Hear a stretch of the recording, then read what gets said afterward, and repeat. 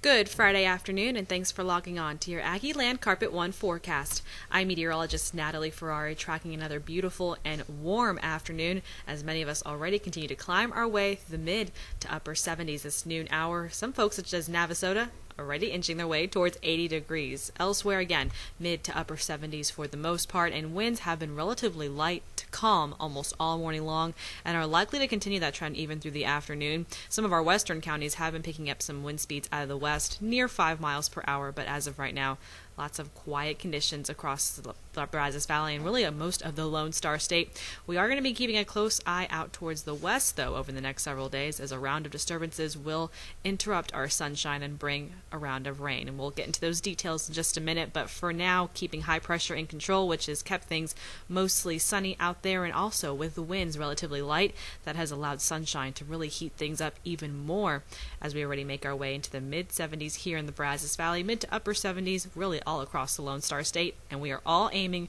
really for the 80s later this afternoon. I think here in town we could make it to 81 degrees. Some of our outlying areas, especially down to the southeast, may nudge a little closer to 85 or the mid-80s. Looking at the overnight hours into Saturday morning, we'll call things still mostly clear and a little bit on the pleasant side as we wake up near the upper 50s to lower 60s. It actually will be a rather comfortable start on Saturday morning, and that by the afternoon warming up right back near the lower 80s.